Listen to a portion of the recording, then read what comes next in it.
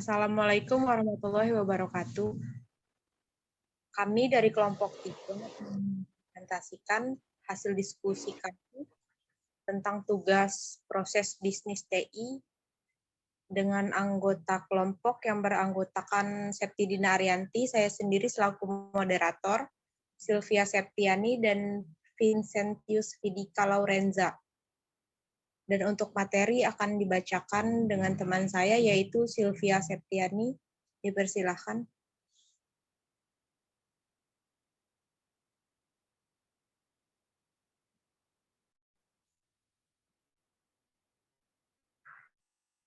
Bisnis adalah serangkaian usaha yang dilakukan individu atau kelompok dengan menawarkan barang dan jasa untuk mendapatkan keuntungan atau laba. Arti bisnis juga bisa didefinisikan sebagai menyediakan barang dan jasa guna untuk kelancaran sistem perekonomian. Definisi tersebut tertulis dalam buku pengantar bisnis oleh Hadion Wijoyo dan kawan-kawan. Dalam arti luas, pengertian bisnis adalah istilah umum yang menggambarkan semua aktivitas dan institusi yang memproduksi barang dan jasa dalam kehidupan sehari-hari. Kesimpulannya, pengertian bisnis memuat 4 aspek, yakni menghasilkan barang dan jasa, mendapatkan laba, suatu kegiatan usaha, dan memenuhi masyarakat dalam sehari-hari. Pengertian bisnis menurut para ahli. Menurut Griffin dan Ebert, bisnis adalah organisasi yang menyediakan barang atau jasa dengan maksud mendapatkan laba. 2. Menurut Prof. Owen, bisnis adalah sebuah perusahaan yang berhubungan dengan produksi dan distribusi barang-barang untuk dijual ke pasaran ataupun memberikan harga pada setiap jasanya. 3. Menurut Hopper, bisnis adalah segala dan keseluruhan kompleksitas yang ada pada berbagai bidang seperti penjualan atau commerce dan industri. Industri dasar, processing, dan industri manufaktur dan jaringan. Distribusi, perbankan, asuransi, transportasi, dan seterusnya. Yang kemudian melayani dan memasuki secara utuh, wash server, and independent trade. Dunia bisnis secara menyeluruh. 4. Menurut Stanford, business is an institution which produce goods and service demanded by people. Artinya, bisnis ialah suatu lembaga yang menghasilkan barang dan jasa yang dibutuhkan oleh masyarakat. Apabila kebutuhan masyarakat meningkat, maka lembaga bisnis pun akan meningkat pula perkembangannya untuk memenuhi kebutuhan tersebut sambil memperoleh laba. 5. Menurut Merriam-Webster, bisnis adalah suatu aktivitas pembuatan, pembelian, atau penjualan barang dan jasa yang kemudian dipertukarkan dengan uang, kerja atau aktivitas yang merupakan bagian dari pekerjaan, jumlah aktivitas yang telah diselesaikan oleh sebuah toko, perusahaan, pabrik, dan lain-lain. 6. Menurut Business Dictionary, bisnis adalah sebuah organisasi atau sistem ekonomi di mana barang dan jasa dipertukarkan menjadi bentuk lain atau dalam bentuk uang. Setiap bisnis membutuhkan investasi dan pelanggan yang cukup untuk menjual keluarannya pada kuantitas tertentu untuk menghasilkan keuntungan. Bisnis dapat dimiliki secara pribadi, bukan untuk keuntungan pribadi. Tujuan bisnis, mengapa bisnis itu penting untuk dilakukan? Tujuan bisnis adalah untuk mencapai kesejahteraan. Berikut ini adalah beberapa tujuan bisnis. Yang pertama, menciptakan lapangan pekerjaan bagi masyarakat juga termasuk dalam tujuan bisnis. 2. Memenuhi kebutuhan hidup dengan sebuah produk dan jasa. 3. Meningkatkan pertumbuhan ekonomi masyarakat secara umum. 4. Memberikan kesejahteraan bagi para pemilik faktor produksi dan masyarakat. 5. Menjaga eksistensi perusahaan dalam jangka waktu panjang. Jenis-jenis bisnis dikutip dari buku Pendidikan Ilmu Ekonomi dan Bisnis oleh Dr. Nanda Dwi Rizkia, SH, MH, dan kawan-kawan berdasarkan kegiatan usahanya, jenis bisnis adalah sebagai berikut. Yang pertama adalah bisnis agraris, yaitu sektor usaha yang paling banyak ditemukan di Indonesia. Bisnis ini mencakup usaha contohnya pertanian, perkebunan, perikanan, dan peternakan. 2. Bisnis industri adalah aktivitas untuk menghasilkan barang dari pengolahan bahan baku menjadi bahan setengah jadi kemudian diolah lagi menjadi barang jadi. Bisnis sektor ini adalah kegiatan menghasilkan nilai tambah. 3. Bisnis perdagangan adalah kegiatan utamanya melakukan transaksi jual beli barang untuk tujuan memperoleh laba. Uang jadi alat ukur dalam transaksi jual beli. Contohnya toko kelontong, kios, agen, hingga distributor. 4. Bisnis sektor jasa adalah usaha yang bergerak di bidang pelayanan. Usaha ini akan memberikan layanan yang dibutuhkan orang lain, contohnya bimbingan belajar, rumah sakit, transportasi, hingga pelatihan. 5. Bisnis sektor pertambangan adalah usaha yang sangat menguntungkan karena bisa menyumbang pendapatan negara secara signifikan. Contohnya adalah bisnis batu bara, emas, minyak bumi, pasir, bebatuan, hingga beberapa galian mineral. 6. Bisnis pariwisata adalah usaha yang memanfaatkan alam, tatanan sosial, adat, dan kesenian sebagai daya tarik wisatawan. Dan selanjutnya akan dibacakan oleh teman saya, yaitu Septi Dinas. Bisnis dan teknologi informasi merupakan dua hal yang berkaitan. Terlebih di era saat ini, teknologi memiliki peran yang besar bagi aktivitas manusia. Perkembangan teknologi saat ini sudah semakin cepat, salah satunya yaitu teknologi informasi. Tanpa peran teknologi informasi, mungkin perkembangan tidak akan maju seperti saat ini. Secara fungsi, teknologi informasi memiliki guna untuk menjadi solusi dari permasalahan yang ada. Membuat aktivitas menjadi efektif dan efisien, serta meningkatkan kreativitas. Teknologi informasi sendiri sudah masuk ke semua bidang, salah satunya bisnis. Pada masa seperti ini, apabila bisnis tidak mengikuti teknologi, akan terancam bangkrut. Pengertian teknologi informasi. Teknologi informasi sendiri merupakan istilah umum untuk teknologi apapun yang membantu manusia dalam membuat, mengubah, menyimpan, mengelola, atau menyebarkan informasi. Adapun pengertian teknologi informasi menurut ITTA, Information Technology Association of America, adalah studi mengenai perancangan, penelitian, implementasi, dukungan, pengembangan, atau manajemen sistem informasi yang berbasis. Teknologi informasi memiliki fungsi untuk memproses, mengolah, menyusun, menyimpan, dan mengubah seluruh data dengan berbagai macam cara untuk mendapatkan informasi yang cepat dan berkualitas, merupakan pengertian dari teknologi informasi. Dengan adanya fungsi tersebut, maka hal itu otomatis perlu dikaitkan secara bisnis dan teknologi informasi, karena dalam berbisnis melakukan penyebaran informasi merupakan hal penting, seperti melakukan promosi melalui media online. Bahkan dapat dikatakan jika bisnis tanpa teknologi informasi akan berjalan tidak maksimal, karena begitu ketatnya persaingan. Sebaliknya, teknologi informasi tanpa bisnis pun tidak akan berjalan maksimal. Untuk itu, hubungan bisnis dan teknologi informasi ini sangatlah penting. Dan bagi para pelaku bisnis sudah seharusnya mengetahui hubungan kedua hal tersebut. Hubungan bisnis dan teknologi informasi. Teknologi informasi sudah banyak digunakan dalam mendukung proses bisnis yang terjadi di perusahaan. Selain itu, hubungan bisnis dan teknologi informasi jika diterapkan akan membuka akses informasi dan penyebaran informasi dengan mudah. Seperti yang telah diketahui, memanfaatkan teknologi informasi dapat digunakan untuk melakukan promosi atau kegiatan yang sifatnya publikasi, baik itu berupa berita, iklan, pengetahuan, dan informasi lainnya. Publikasi media tersebut saat ini telah menggunakan jaringan internet, yang mana akan mudah tersebar dengan cepat dibandingkan dengan menggunakan cara yang konvensional, seperti menggunakan surat kabar ataupun pemasangan iklan, sehingga tentu saja hal tersebut juga berdampak pada pengeluaran biaya yang lebih sedikit jika dibandingkan penyebaran informasi dengan cara konvensional. Saat ini bisnis yang sudah sangat melibatkan teknologi informasi salah satunya di bidang ekonomi pada dunia perbankan.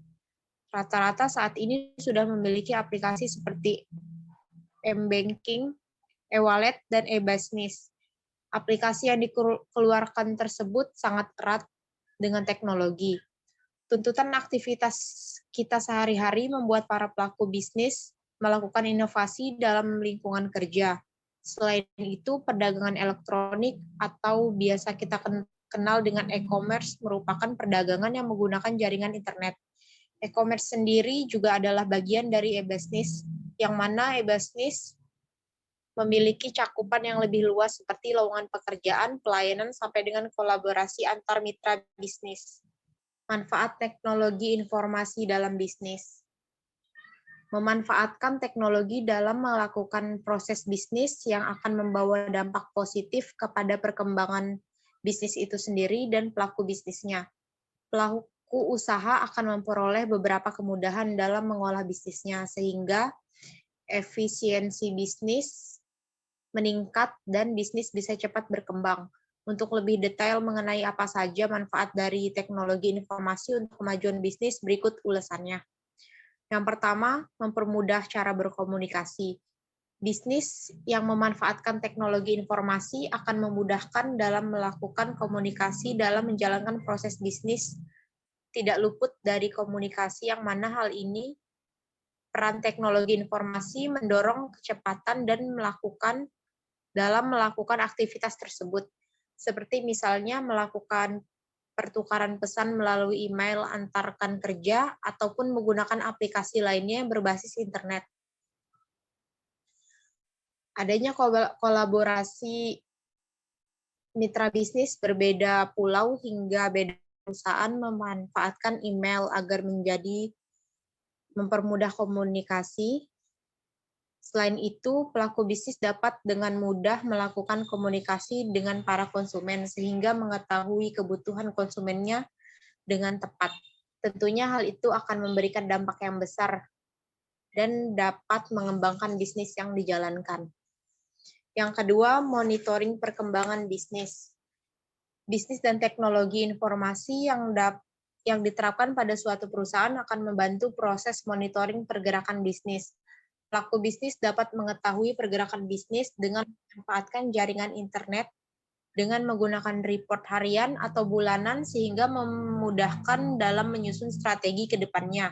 Selain itu, pelaku bisnis juga dapat memonitoring kinerja karyawannya melalui pemanfaatan teknologi informasi, sehingga pekerjaan akan mudah diselesaikan dan praktis dibanding jika menerapkan metode manual atau tradisional.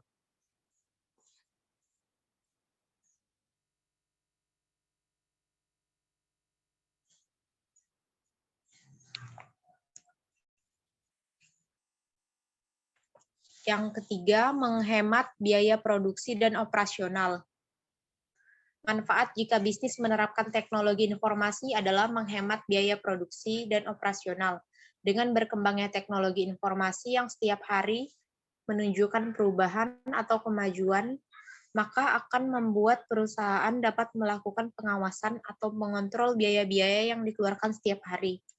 Hal tersebut dapat membantu perusahaan dalam pengambilan keputusan untuk mengurangi biaya-biaya yang harus dikeluarkan untuk produk, sehingga perusahaan akan mendapatkan keuntungan yang besar. Tentu saja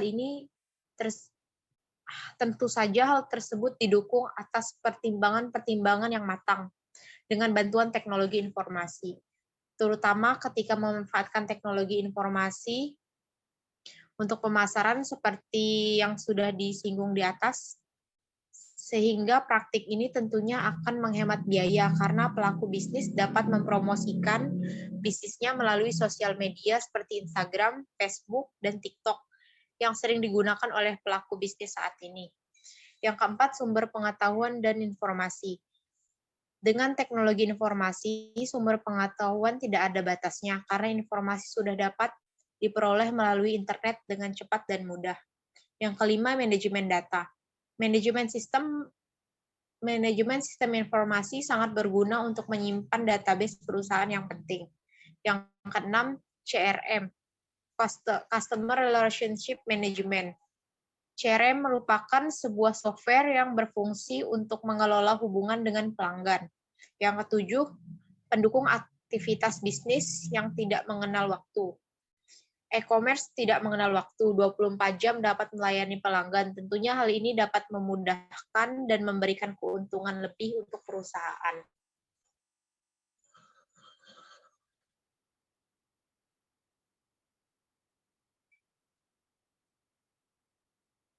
Dampak teknologi informasi dalam bisnis.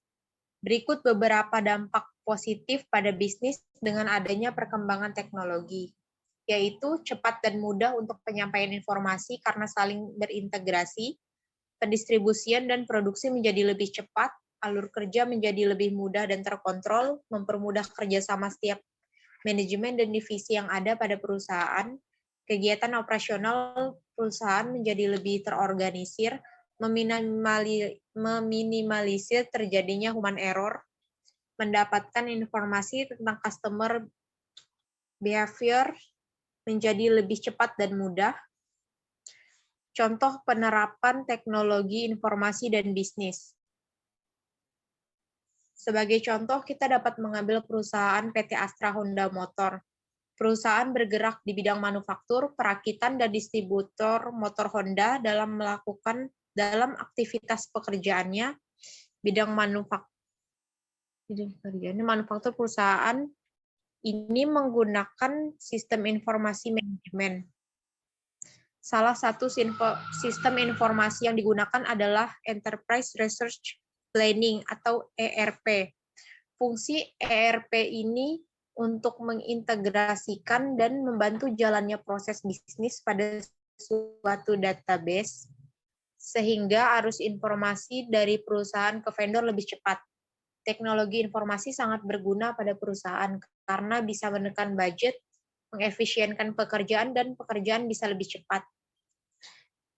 Dan kesimpulannya yaitu dari beberapa informasi di atas, maka dapat dikatakan bahwa hubungan bisnis dan teknologi informasi sangatlah erat, seperti bisnis dan persaingan ketat yang akan mati tanpa teknologi informasi. Sehingga pengaruh teknologi informasi ini terhadap aktivitas dan pelaku organisasi dalam lingkup bisnis sangat diperlukan. Selain itu, hal ini tentunya akan mendukung penerapan sistem informasi agar dapat berjalan dengan baik dan selaras dengan apa yang dibutuhkan oleh manajemen organisasi bisnis itu sendiri.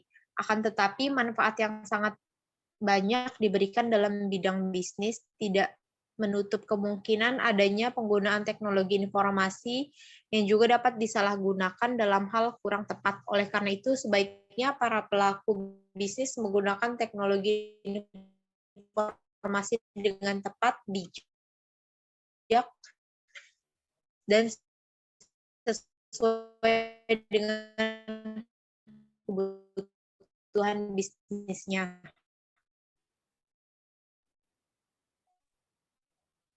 Dan misalnya aku bahkan dengan temannya, Vincent. Baik. Yang ketiga, analisis bisnis. Apa itu analisis bisnis? Agar dapat memahami makna dari istilah ini, maka kita harus mengetahui pengertian dari setiap katanya, yaitu analisis dan bisnis. Secara singkat, pengertian analisis adalah serangkaian kegiatan dalam mengamati sesuatu secara mendetail, mulai dari mengurai, membedakan, memilah, sehingga dapat ditafsirkan maknanya.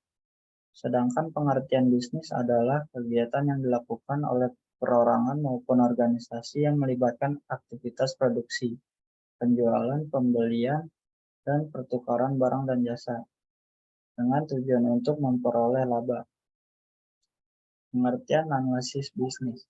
Secara sederhana, pengertian analisis bisnis adalah proses melakukan evaluasi apakah bisnis yang dijalankan memiliki berbagai risiko yang mungkin terjadi serta mengetahui sejauh mana kemungkinan prospeknya. Pendapatan lain mengatakan analisis bisnis adalah seperangkat tugas dan teknik yang digunakan sebagai penghubung antara para pemangku kepentingan untuk memahami struktur, kebijakan, dan operasi dari suatu organisasi, serta merekomendasikan solusi yang memungkinkan perusahaan untuk mencapai tujuannya. Sederhananya, analisis bisnis adalah proses melihat dan menilai berbagai data yang dimiliki oleh perusahaan dan menggunakannya sebagai acuan untuk mengambil keputusan berdasarkan data. Jadi, dengan analisis bisnis, maka kita dapat mengidentifikasi apa yang sedang terjadi, mengapa hal tersebut terjadi, mengidentifikasi kebutuhan bisnis, dan menentukan solusi untuk menghadapi berbagai masalah bisnis. Jenis-jenis analisis bisnis. Yang pertama ada analisis deskriptif. Proses analisis deskriptif ini melibatkan proses menggali data dan menggunakan KPI untuk mengetahui situasi bisnis saat ini. Misalnya, informasi minat pelanggan, demografi, dan perilaku pelanggan. Analisis ini dapat berupa angka penjualan atau kondisi keuangan perusahaan, atau bisa juga metrik sosial media. Artinya, analisis deskriptif tidak mencoba membentuk hubungan sebab akibat, tetapi berupa angka pasti. Yang kedua ada analisis prediktif. Jenis analisis ini merupakan cara yang dilakukan perusahaan untuk mencoba memprediksi apa yang harus dilakukan di masa depan berdasarkan tren. Sebagai contoh, menggunakan data tahun sebelumnya untuk mengetahui jenis produk yang mungkin diminati konsumen dan apakah konsumen cenderung membeli lagi. Menggunakan data penjualan periode sebelumnya untuk mengetahui pelanggan yang cenderung akan melakukan pembelian ulang suatu produk. Yang ketiga ada analisis perspektif. Merupakan bentuk analisis bisnis yang dapat membantu perusahaan mengambil keputusan dan tindakan terbaik dalam situasi tertentu. Analisis perspektif menggunakan data dari analisis deskriptif dan analisis prediktif untuk mencoba memperkirakan apa yang akan terjadi di masa mendatang, serta memberikan solusi pada situasi yang sama. Sebagai contoh, pada periode musim libur sebelum terjadi penurunan penjualan suatu produk karena adanya pandemi COVID-19, analisis perspektif akan memberikan rekomendasi perlunya menurunkan harga atau memberikan diskon khusus kepada konsumen. Jumlah manfaat analisis bisnis. Banyak perusahaan yang belum melakukan analisis bisnis dengan memanfaatkan data yang sudah mereka miliki. Padahal data tersebut memiliki potensi keuntungan bagi perusahaan, baik usaha kecil maupun besar. Berikut adalah manfaat dari analisis bisnis. Yang pertama, menekan anggaran. Sebagai besar, perusahaan kecil memiliki anggaran pemasaran yang terbatas. Dengan menggunakan analisis bisnis, maka perusahaan dapat mengoptimalkan pengeluaran dan membantu perusahaan memahami pelanggan lebih baik. Dengan memahami pelanggan, perusahaan dapat mengantisipasi kebutuhan pelanggan, bersaing dengan kompetitor, serta menghasilkan ide dan produk yang inovatif. Yang kedua, mengambil keputusan. Seringkali perusahaan tidak tahu cara menggunakan anggaran pemasaran. Selain itu, bisnis yang sudah go online pun kurang memahami bisnisnya, sehingga tidak dapat memilih kata kunci terbaik untuk situasinya. Dengan melakukan analisis, pebisnis dapat memprediksi tren dan produk yang laris pada momen-momen tertentu.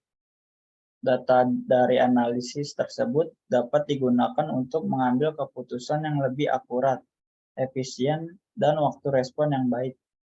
Yang ketiga, mengukur pencapaian analisis bisnis dapat memberikan gambaran yang lebih jelas mengenai tujuan dan sasaran yang hendak dicapai oleh perusahaan. Hasil analisis akan membantu sebuah bisnis dalam pengukuran pencapaian terhadap tujuan secara keseluruhan. Penyajian data dalam bentuk visualisasi akan membantu perusahaan dalam melacak kinerja terhadap KPI, Key Performance Indicator, tujuan dan sasaran baik di masa sebelumnya dan juga masa sekarang. Pemahaman terhadap situasi perubahan selalu terjadi dan perusahaan harus memahami situasi yang terjadi. Pebisnis dapat menggunakan data dari analitik untuk melacak perubahan tren, perilaku konsumen, dan pergeseran pasar. Data tersebut menjadi acuan pebisnis dalam beradaptasi sehingga dapat melakukan perubahan secara dinamis jika dan ketika data yang mendukung sudah menunjukkan waktunya. 5. Efisiensi dijamin di zaman digital ini. Rata-rata pebisnis sudah bisa mengumpulkan data lebih mudah dan cepat. Dengan analisis bisnis, perusahaan dapat melakukan identifikasi dalam proses atau kinerja secara real-time dengan cepat dan hemat. Beberapa komponen analisis bisnis tersebut adalah 1. Analisis lingkungan bisnis dan strategi analisis ini meliputi analisis industri dan analisis strategi yang bisa didapatkan dari jurnal industri dan perdagangan, publikasi pemerintah, berita keuangan, media promosi perusahaan, dan website. Yang kedua, analisis akuntansi. Proses evaluasi sejauh mana akuntansi mencerminkan realitas ekonomi dengan mempelajari transaksi dan peristiwa, kebijakan akuntansi, penyesuaian, dan membuat lebih sesuai untuk analisis walaupun telah disesuaikan dengan standar akuntansi keuangan. Yang ketiga, analisis keuangan. Laporan keuangan digunakan untuk menganalisis posisi dan kinerja keuangan perusahaan dan untuk menilai kinerja keuangan perusahaan di masa depan yang mencakup analisis potensi keuangan, analisis resiko, analisis sumber, dan penggunaan dana. 4. Ada analisis prospektif. Proses prediksi atau ramalan hasil di masa depan untuk laba dan arus kas. Analisis ini diambil dari analisis akuntansi, analisis keuangan, dan analisis lingkungan bisnis dan strategi. Yang kelima, penilaian proses. Mengubah ramalan hasil di masa depan menjadi estimasi nilai perusahaan dengan memilih suatu model penilaian dan mengestimasi biaya modal perusahaan. Contoh analisis bisnis, metode perancangan strategis yang sering digunakan untuk mengevaluasi kelayakan sebuah usaha bisnis adalah metode SWOT. Analisis SWOT merupakan metode untuk mengevaluasi kelemahan, kekuatan, peluang, ancaman, dan spekulasi sesuai dengan kepanjangannya. Strength, weakness, opportunity, dan threats. 1. Strength. Strength adalah kekuatan dalam organisasi, proyek, atau konsep. Kekuatan yang dianalisis di sini adalah faktor yang ada organisasi, proyek, atau konsep bisnis. Kedua, ada weakness. Weakness adalah kelemahan yang terdapat pada sebuah organisasi. Yang dilihat di sini adalah kelemahan yang ada dalam proyek, organisasi, dan konsepnya. Yang ketiga, ada opportunities. Opportunities ini adalah peluang yang dimiliki oleh sebuah organisasi untuk berkembang di masa depan. Dalam analisa SWOT yang disoroti mulai dari kebijakan pemerintah, kompetitor, hingga kondisi pasar. Yang keempat, ada threats. Threats adalah tantangan atau ancaman yang berasal dari luar organisasi. Maksudnya di sini adalah berbagai ancaman yang datang dan kemungkinan terjadi sehingga mengganggu efektivitas bisnis. Yang keempat, menggunakan matriks SWOT untuk menganalisis bisnis. Selama 1 dekade terakhir ini, bisa dikatakan pertumbuhan kedai kopi di Indonesia sangat pesat. Hal ini terjadi di beberapa kota, terutama di kota-kota dengan jumlah siswa yang tinggi. Kedai kopi berlimpah dari kampus hingga kantor. Dan berikut adalah contoh analisis SWOT untuk jenis usaha kedai kopi ini. Yang pertama ada analisis trends. Kualitas kopi yang digunakan adalah yang terbaik dari petani lokal. Pilihannya mencakup berbagai rasa kopi yang menarik dan unik. Harga yang ditawarkan adalah harga mahasiswa dan terjangkau. Staf toko berpengalaman di bidangnya. Lalu ada weakness atau kelemahan. Kurangnya kapasitas untuk menyediakan bahan kopi. Yang kedua, berkualitas karena menunggu pesanan dari petani. Ketiga, modal besar untuk membeli bahan dan sewa kedai. Yang keempat, sulit mencari rekrutan yang memenuhi kriteria. Yang terakhir ada faktor cuaca mempengaruhi ketersediaan bahan kopi. Opportunities, tingginya tingkat konsumtif terhadap kopi pada kalangan mahasiswa. Media sosial memudahkan promosi dan interaksi antara pelanggan dan kedai kopi. Adanya platform pemesanan makanan dan minuman online untuk memudahkan akses jual beli. Tren dan gaya hidup nongkrong di kalangan anak muda meningkat. Lalu ada trends. Usaha kedai kopi makin menjamur di berbagai tempat. Variasi rasa dari pesaing lebih menarik meski kualitas bahan rendah. Lokasi kedai kopi lain cukup dekat. Kenaikan harga barang baku. Dari uraian di atas, terlihat jelas bahwa bisnis kedai kopi justru berkembang karena banyaknya minat konsumen. Namun, di balik beberapa kelemahan dan ancaman tersebut, ternyata masih terdapat hal-hal yang dapat menguntungkan bagi pemilik usaha kedai kopi. Misalnya, ada korelasi antara weakness kedua dan opportunities ketiga yang memungkinkan untuk meminimalkan biaya sewa toko besar dengan membuatnya lebih kompak dan memaksimalkan penjualan online. Selain itu, terdapat pula korelasi antara S1 dan T2, di mana kualitas bahan yang digunakan pemilik usaha lebih baik meskipun pilihannya lebih sedikit. Oleh karena itu, dimungkinkan untuk menerapkan inovasi dalam versi kopi yang tetap berkualitas dan menarik pelanggan. Dengan cara ini, analisis SWOT dapat digunakan dalam pembentukan dan pengembangan bisnis usaha kecil hingga menengah. Selanjutnya saya kembalikan kepada moderator Septidina. Baik, demikian presentasi dari kelompok kami. Saya sebagai moderator meminta maaf atas kekurangan dari presentasi kali ini. Saya akhiri. Wassalamualaikum warahmatullahi wabarakatuh.